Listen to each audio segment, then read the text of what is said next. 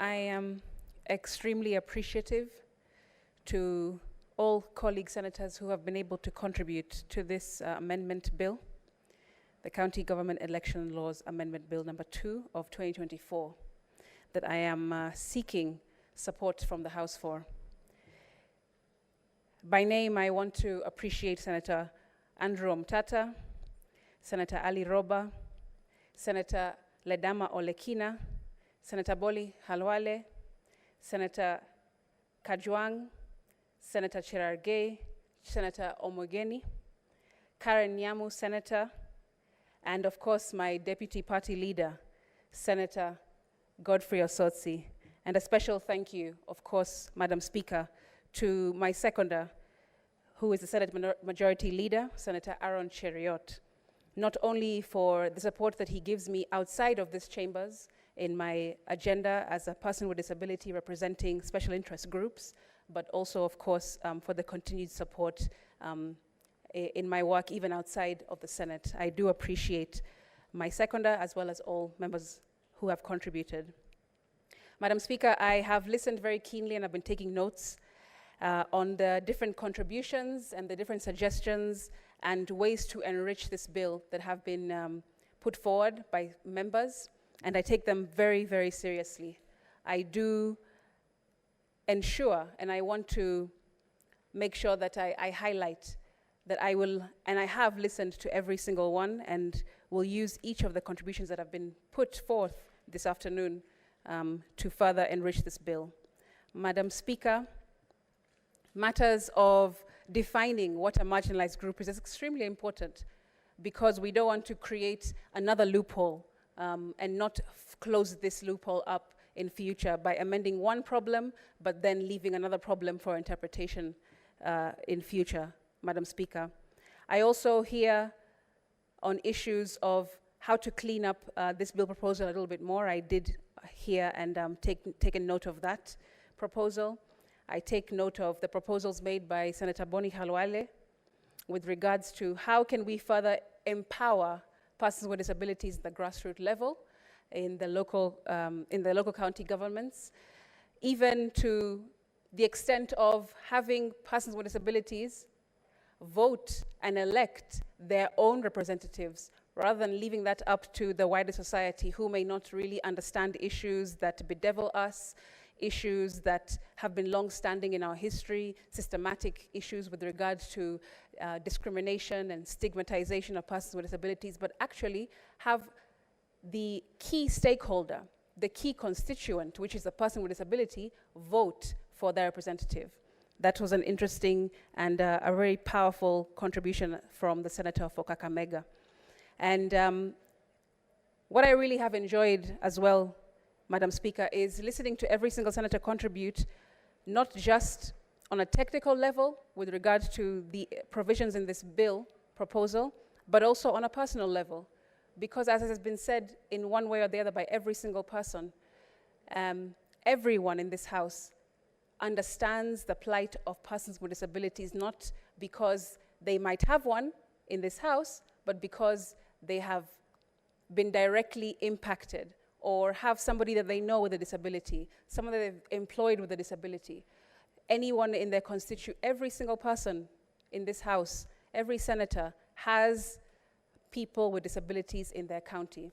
And I thank the elected senators as well as the nominated senators who have contributed on a personal level as well, because to be honest, Madam Speaker, change will never happen without people understanding viscerally and literally, not just figuratively, the issues that persons with disabilities go through in this country. It's not just a technical matter, Madam Speaker. It should be something that every single senator takes personally. Injustice must be taken personally. And I continue to plead and beg for the support throughout the next few stages of this bill proposal from colleague senators to remember that. This is not just about words on a piece of paper, but it's about changing people's lives. Madam Speaker, I get several calls from people with disabilities across this nation, even outside, Madam Speaker, asking me to support them, asking me to help them with their challenges, asking me to amend different laws so that they can be recognized and represented, not just quantitatively, but also qualitatively, if that's the word. And I'm only one person, Madam Speaker. I wish I could be everywhere and help absolutely every single person that reaches out to me. But through this bill amendment that I'm seeking, I'm putting forth to the House, I am hoping that when there are more PWDs in the county assemblies, who are, as my deputy party leader has said, people of caliber with disability, people who understand matters with regard to disability, who are experts in the field, not just somebody who has a disability, but someone who focuses and keenly represents PWDs. Only then, Madam Speaker, will people in the grassroots feel represented, because I cannot do it alone on the national level. Every single county must have quality and high caliber representation in the county assemblies of people with disabilities, also of youth, Madam Speaker, and other marginalized groups within the counties. Because otherwise, what we're doing at the national level will never be felt on the ground. 21 county assemblies with no PWD representatives? That should come as a huge shame, not just to the county assemblies, but to us at the national level, to county representatives who are the senators of these 47 counties, Madam Speaker. For them, it should be their priority, I feel, in this House, because they are elected by the county to represent every person in their county, to take this as a priority item. If you are in Kwale, the Senator for Kwale should have this as a priority item. Why isn't Kwale complying with the Constitution? Why isn't Nyamira complying with the Constitution? Why isn't Nairobi, the capital city with the highest population of not just Kenyans, but Kenyans with disabilities, not complying with the Constitution? That should not be something that should be left to just myself to try and legislate. It should be everyone's business. And that's what I have tried my best to highlight in this amendment bill. And I do appreciate the recognition by all colleague senators that this is an item that needs to be looked into and resolved before the next general elections in 2027. Because every day that we lose, every month that we lose to enact this piece of legislation means that we're getting further away from what the Constitution envisioned in terms of full representation and meaningful participation of every single Kenyan. Because Kenya is not just yours as a non-disabled person. Kenya is also mine as a disabled person. It is also mine as a neurodiverse, someone with a neurodiverse disability. Kenya also belongs to people with autism. It also belongs to people with cerebral palsy, Madam Speaker. It belongs to people with Asperger's and Down syndrome and epilepsy and stammering. It belongs to absolutely every one of us. And the more we continue ignoring that fact, the more you are leaving out a huge population, the biggest minority group in the country. And let me also, Madam Speaker, emphasize that when it comes to election cycles, every single candidate will come to us and then disappear once they get what they want. But I want to remind those political aspirants, young and old, that our vote is not disabled. Why is it that when you come to us for our vote, you don't see the disability? But once you get what you want, you forget that there are people with disabilities who supported you to get to where you are. Our vote is not disabled, and therefore, you should not continue disabling us further in terms of lack of representation on both levels, Madam Speaker. Madam Speaker, I also want to just encourage persons with disabilities in the country that this is for them, and when they hear about this bill proposal, I do hope as well that they push their county assembly speakers, that they push their county assemblies, county assembly representatives to also make this a priority issue. People in the general public should go to their county assembly and ask, Why is it that you are one of the 21 county assemblies that have no PWD representation? That should be something that the public can absolutely take on and ask them, write letters, petition the county assemblies and ask them these questions, hold them to account. And also political parties, if you're in a political party, every single one of them, including my own, has a disability league. We should be asking these questions and ensuring that in the next elections, which are very fast approaching, Madam Speaker, that these issues are prioritized and resolved to a level that will ensure that we do not continue to leave this huge and the biggest minority group behind of persons with disabilities. Also, Madam Speaker, youth, every single party, or at least my own ODM party has a youth league as well. It's very strong. And we need young people and other marginalized groups to also speak out for themselves. But we can't do it alone because we're a minority. And the majority of you who are non-disabled can also support us in this agenda, in this campaign, that we are saying we need full representation, national level and also at the county level. And Madam Speaker, I really am touched with all the sentiments that have been shared about my work in the Senate. I really do not take that for granted because when I work, I want people to know that the narrative of disability can change and should change. And I want to be one of the people or one of the many people that helps to move that narrative forward. That we are not disabled, but we have exponential creativity, exponential brilliance, and capacity to do the job so long as we are given a level playing field. That is important for Kenyans and the world to know. But especially, Madam Speaker, in Africa, because we are conditioned beyond repair. It is very unfortunate how PWDs are treated across African nations, and therefore not given leadership that will further our cause and further our fight for equality and equity and the push for diversity in leadership. Madam Speaker, I also take this opportunity as I close to thank my party, ODM. But more than that is to thank my party leader, Raila Odinga, for giving me this opportunity.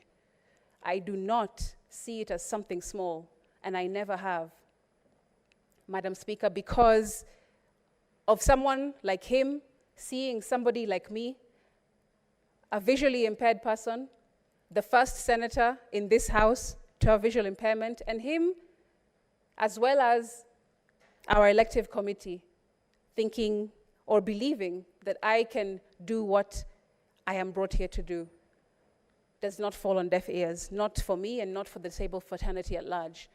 Madam Speaker, I am extremely grateful for the opportunity, and I do hope for the next few years, however long my stint in politics will last, but for sure in leadership in general, which will last for a very long time if it's up to me, I will continue to fly the flag high for disability, and it will, hopefully, with the support of this House, start with local county assemblies, ensuring that we have full representation in all 47 counties. None should be left behind. There is no excuse in this day and age to say we cannot find people with disabilities. We don't know what they can do. There are plenty of us. There are millions of us, Madam Speaker. And this point that has been made is extremely important, that we need to go away and come away from the idea that disability is only one or two or three categories. There are several. And that's why in this particular bill proposal, I do include neurodiverse disabilities, which include all the ones I listed as I was moving and as I make this contribution. So that, like I said, maybe one day we'll have a governor with autism. Why not? And why not have that celebrated?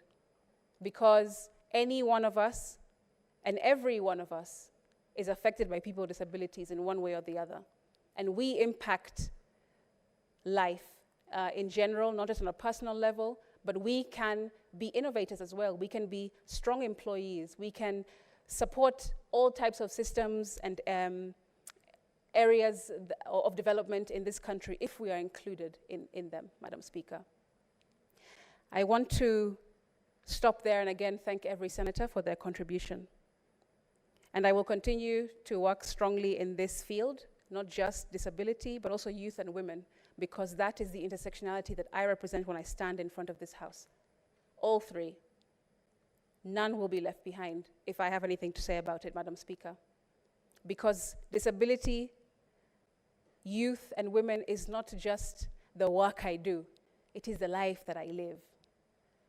And having experience always, I believe, helps to enrich and impassion the things that an individual does. In closing, Madam Speaker, I do wish, understanding Order 66.3, to request the deferment of the putting of the question to a later date. And with that, I thank you.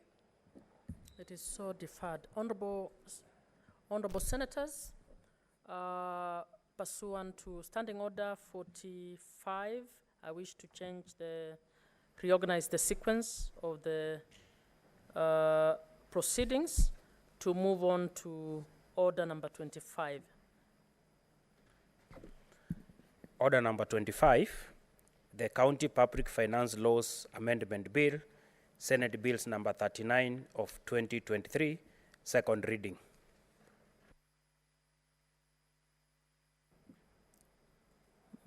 Majority Leader. Madam Speaker, I thank you for this opportunity. Madam Speaker, I beg to move that the County Public Finance Laws Amendment Bill, Senate Bill number 39 of 2023, be now read a second time. Madam Speaker, I think this should be declared the day of the county assemblies, because we have dealt with bills that are extremely important to the county assembly. It's extremely egregious, Madam Speaker, that it has taken Senate this long to actually consider the pieces of legislation that we are speaking about this afternoon. The one that has just been concluded by Senator Crystal Asige on the constitutionality of the composition of our county assemblies, ensuring that those special interest groups are properly determined so that we don't have county assemblies that don't have the full representation as per Article 177. This particular one, Madam Speaker, I remember it quite well, that in the first legislative summit, that's the first ever gathering of senators and members of a county assembly at a public forum. You'll recall, Madam Speaker, because I know you live in Kenya, that post-2013, when we went to the first and the second devolution conference, senators protested. We were protesting first at the way in which many of the county governors were running. Many of our county governors, constitutional expectations of what a public officer should be. And sitting with them in many of the first devolution conferences, senators actually staged a walkout. I had not joined the Senate at that particular time, but I was a keen follower of what was happening. So then in 2016,